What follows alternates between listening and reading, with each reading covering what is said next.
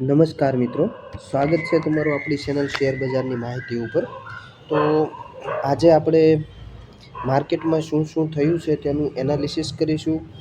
સાથે સાથે કાલે માર્કેટમાં શું થવાનું છે તેનું પણ એનાલિસિસ કરીશું. શું થઈ શકે છે કાલે માર્કેટમાં, અને સાથે સાથે 8-10 ન્યૂઝ આવેલી છે આજના માર્કેટમાં જે કાલના માર્કેટની ઇફેક્ટ કરી શકે છે. તો એના વિશે પણ આજે આપણે આ વિડીયોમાં માહિતી લઈશું. સોરી મિત્રો, આજે તબિયત થોડીક ખરાબ છે એટલે વિડીયો બનાવવામાં થોડીક વાર લાગી છે.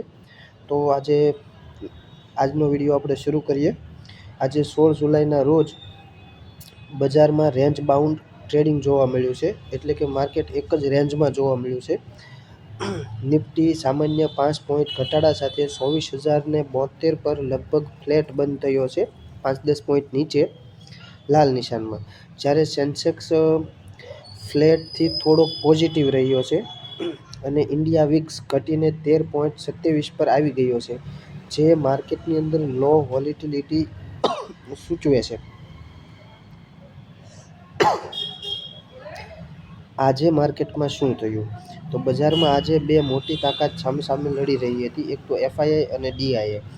ગઈકાલે એફઆઈઆઈએ 700 કરોડ અને સામે ડીઆઈએ 700 કરોડની ખરીદી કરી, જ્યારે એફઆઈઆઈએ 700 કરોડની વેચાણ કર્યું હતું. વૈશ્વિક સંકેતો મિશ્ર રહ્યા અને ક્રૂડ ઓઇલમાં ઉપર સૌની નજર હતી. તો આગળ આપણે વિડીયો ચાલુ કરતા પહેલાં, ન્યૂઝ જોતા પહેલાં, તમે આપણી ચેનલમાં પહેલી વખત આવ્યા છો તો આપણી ચેનલને સબસ્ક્રાઈબ કરી દો અને આપણી વોટ્સઅપ ચેનલને પણ તમે જોઈન કરી લેજો. ન્યૂઝ છે એવા કે આજના બે સૌથી મોટા પોઝિટિવ ન્યૂઝ રહેલા છે. પહેલું, ભારત અને યુકે વચ્ચે ઐતિહાસિક ટ્રેડ ડીલ થઈ છે, ફ્રી ટ્રેડ ડીલ, જેમાં આપણે ફાર્મા, ટેક્સટાઇલ, નિકાસો ડ્યુટી ફ્રી થશે. અને બીજું, સેમિકન્ડક્ટર મિશન 2.0 ને મંજૂરી મળતા ચીપ મેન્યુફેક્ચરિંગ શેરો પણ ચમકશે.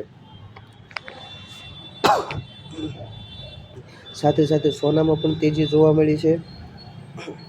જે આરબીઆઈ સોવરિયન ગોલ્ડ બોન્ડ છે એ પહેલાં રેડિપ્શન નિયમો વચ્ચે સુરક્ષિત રોકાણ તરીકે સોનાના ભાવમાં તેજી રહેશે.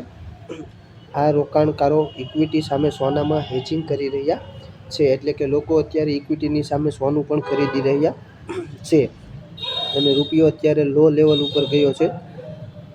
આનો ફાયદો આઈટી સેક્ટર અને ફાર્મા સેક્ટર, જે સેક્ટરમાંથી નિકાસ થાય છે, તે સેક્ટરમાં જેમ રૂપિયો નીચે જાય તેમ તેને ફાયદો થતો હોય છે.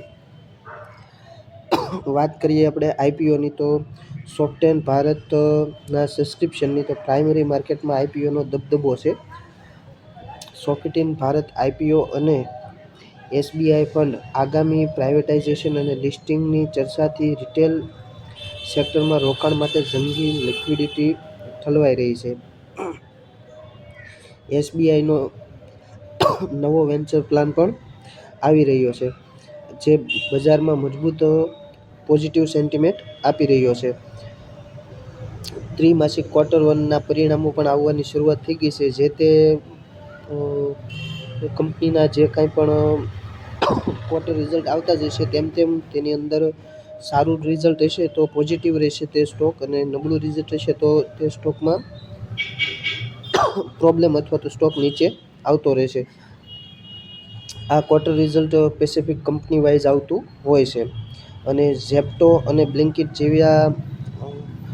જેવા લોકો, જેવી કંપનીઓ ભાગીદારી પોતાની વધારતા જાય છે, એના માટે જે કન્ઝ્યુમર જાયન્ટ્સ મોડલ ઉપર જે લોકો કામ કરે છે તેનું પણ પ્રેશર વધી રહ્યું છે, ડીમાર્ટ જેવાનું. સોરી મિત્રો. વાત કરીએ આપણે બીજા મહત્વના ન્યૂઝની, તો બેન્કિંગ અને પબ્લિક સેક્ટર શેરોમાં સારી એવી રિકવરી જોવા મળી છે આજે, જેનાથી વોલ્યુમ પણ સુધર્યું છે.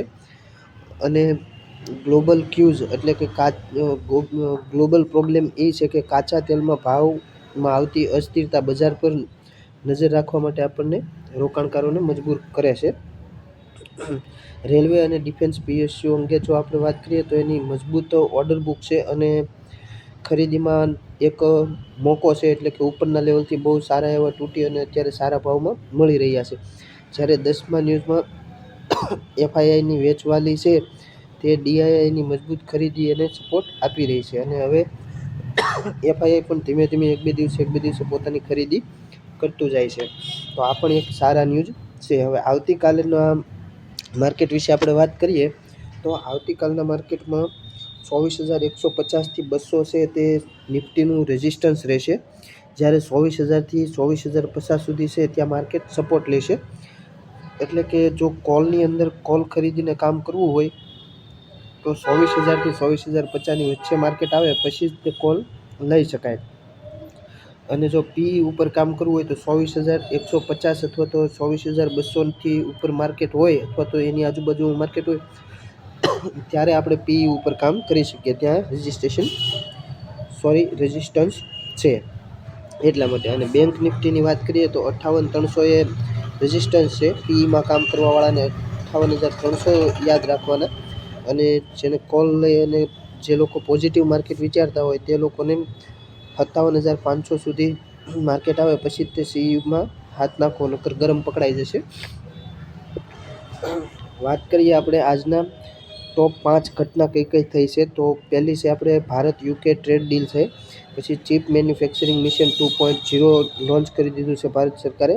એફઆઈઆઈ અને ડીઆઈઆઈની બેલેન્સિંગ જે ચાલી રહ્યું છે તે પણ માર્કેટને એક મોમેન્ટમ આપી શકે છે. અને સોનાની કિંમતમાં સતત વધારો અને આઈપીઓ માર્કેટમાં રિટેલ લિક્વિડિટીમાં જે ફ્લો થઈ રહ્યો છે તે આજના દિવસોમાં ખાસ ધ્યાન ઉપર રહ્યા હતા.